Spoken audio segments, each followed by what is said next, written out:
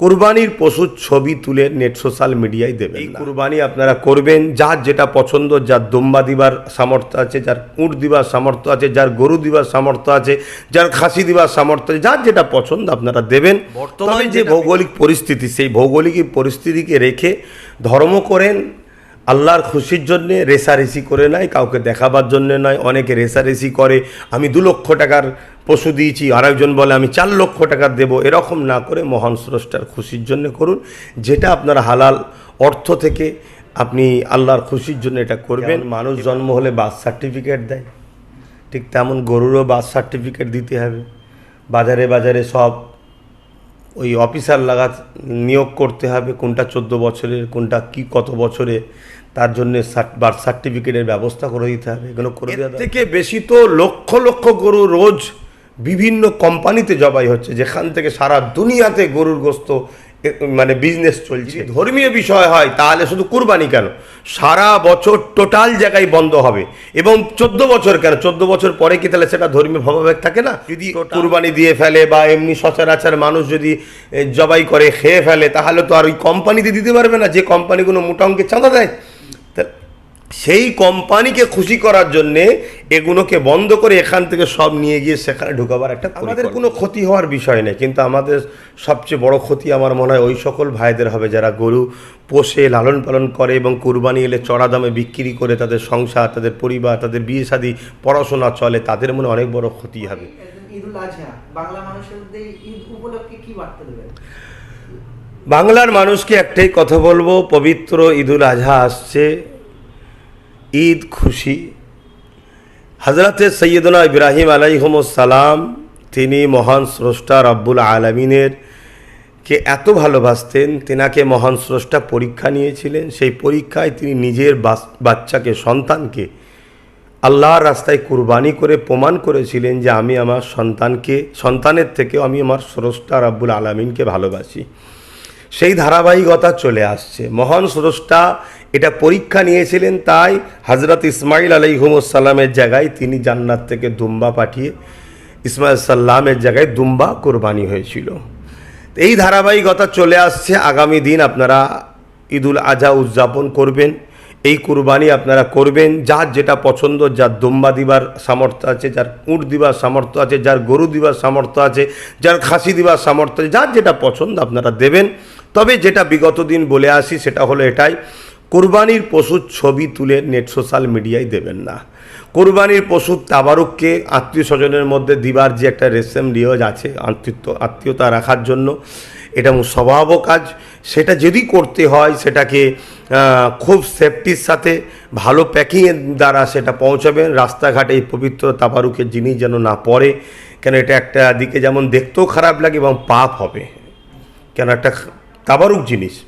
এর পাশাপাশি বর্তমান যে ভৌগোলিক পরিস্থিতি, সেই ভৌগোলিক পরিস্থিতিকে রেখে ধর্ম করেন আল্লাহর খুশির জন্যে, রেসারেসি করে নয়, কাউকে দেখাবার জন্যে নয়। অনেকে রেসারেসি করে, আমি 2 লক্ষ টাকার পশু দিয়েছি, আরেকজন বলে আমি 4 লক্ষ টাকা দেবো। এরকম না করে মহান স্রষ্টার খুশির জন্য করুন, যেটা আপনার হালাল অর্থ থেকে আপনি আল্লাহর খুশির জন্য এটা করবেন এবং বিশ্ব শান্তির জন্য দোয়া চাইবেন। আমার দেশবাসী সর্বধর্মের মানুষের মঙ্গল কামনার জন্য দোয়া চাইবেন, পাশাপাশি আমার জন্য দোয়া চাইবেন, আমিও আপনাদের জন্য দোয়া চাইব। সকলে মিলেমিশে থাকবেন, এটাই আমি আশা রাখব। সরকারের পক্ষ থেকে ঘোষণা যে 14 বছরের নিচে কোনো গরু কুরবানি করা যাবে না, ধরা পড়লে জেল জরিমানা হবে, কি বলবেন? এটা সরকার ক্ষমতায় আছে, সে তার ক্ষমতার প্রয়োগ করতে চাইছে। তবে আমরা মনে করি গরুকে 14 বছরের নিচে শুধু কুরবানি কেন, কোনো জায়গায় যদি করলে সেটাকে রুকার জন্য সরকার চিন্তা ভাবনা করে, তাহলে জানতাম সরকার সবার জন্য সমান আইন করছে। আইন তো সমান হওয়া দরকার, কিন্তু এটা মূলত হচ্ছে বড় বড় কোম্পানি আছে সমাজে, সেই কোম্পানি যাতে এই গরু প্রোটেকশান সেখানে আরও বেশি হয়, সাপ্লাই আরও বেশি হয় এবং সেখান থেকে বড় চাঁদা যাতে আসে, এটাই একটা শুধুমাত্র লক্ষ্য। দ্বিতীয় নম্বর কথা, তাহলে সরকারের উচিত যেমন মানুষ জন্ম হলে বার্থ সার্টিফিকেট দেয়, ঠিক তেমন গরুরও বার্থ সার্টিফিকেট দিতে হবে। বাজারে বাজারে সব ওই অফিসার নিয়োগ করতে হবে, কোনটা 14 বছরের, কোনটা কি কত বছরে, তার জন্যে বার্থ সার্টিফিকেটের ব্যবস্থা করে দিতে হবে। এগুলো করে দেওয়া দরকার। এগুলো করতে পারবে না, শুধু বলে দেবে পাওয়ারের জোরে, তাহলে বুঝতে হবে সংবিধানকে মান্যতা না দিয়ে কাজ করতে শুরু করেছে। তাহলে তার জুলুমের বিরুদ্ধে, যেমন বিগত সময় কোনো সরকার জুলুম করেছে তার বিরুদ্ধে আন্দোলন হয়ে মানুষ সরকারকে ফেলে দিয়েছে, এই সরকারেরও জুলুমের বিরুদ্ধে মানুষ সোচ্চার হবে। তাহলে এবারে কি গরু কুরবানি হবে না? যার পছন্দ সে দেবে।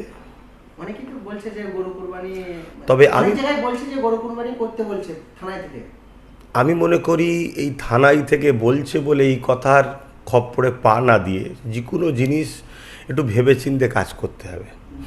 কেন যারাই বারণ করলো তারাই আবার হঠাৎ করে বলছে তাদেরই একটা অংশ, তাহলে এটা কোনো এক জায়গায় ফাঁসা বা ষড়যন্ত্র হতে পারে।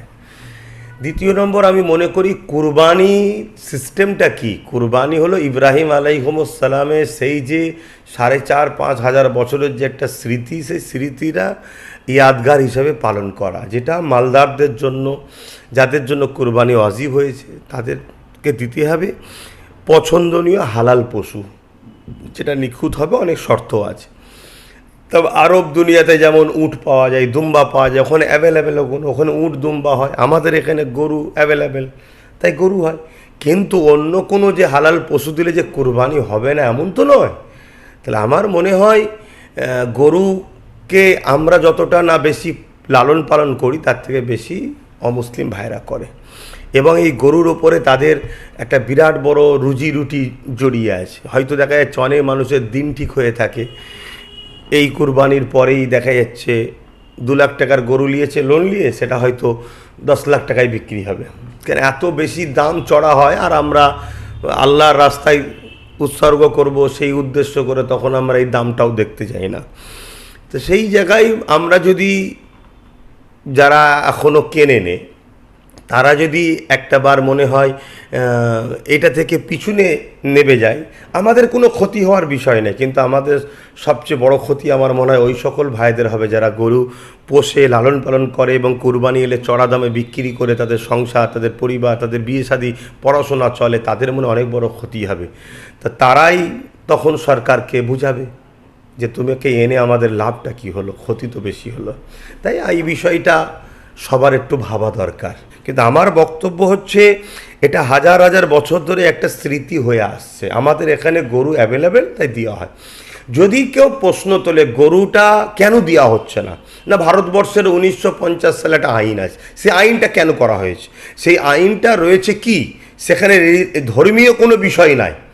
সেটা যাতে সারা বছরে যদি সবাই গরুকেই মানে তাদের ভাষায় হত্যা বা জবাই করে ফেলে, তাহলে চাষের জন্য তখন চাষ হতো গরু দিয়ে, সমস্যা হবে, দুধ পাওয়া যাবে না। তাহলে সেই জায়গায় দুধওয়ালা গরু এগুলোকে বাদ দিয়ে যদি মানুষ কুরবানি করে হয়ে আসছে, তো এতে তো সমস্যা নাই। সবচেয়ে বড় কথা, এর থেকে বেশি তো লক্ষ লক্ষ গরু রোজ বিভিন্ন কোম্পানিতে জবাই হচ্ছে, যেখান থেকে সারা দুনিয়াতে গরুর গোস্ত মানে বিজনেস চলছে। এই কিছুদিন আগে ভারত সরকারের সঙ্গে ওমানের কোনো এক সরকার বিজনেস শুরু করলো হালাল গরুর গোস্ত নিবার জন্যে। তাহলে তখন কি সেগুলো চলবে? তাহলে অ্যাকচুয়ালি ব্যাপারটা বুঝতে হবে। ব্যাপারটা হচ্ছে ওইখানে যাতে বেশি করে সাপ্লাই দিতে পারে, যদি কুরবানি দিয়ে ফেলে বা এমনি সচরাচর মানুষ যদি জবাই করে খেয়ে ফেলে, তাহলে তো আর ওই কোম্পানিতে দিতে পারবে না, যে কোম্পানিগুলো মোটা অঙ্কের চাঁদা দেয়।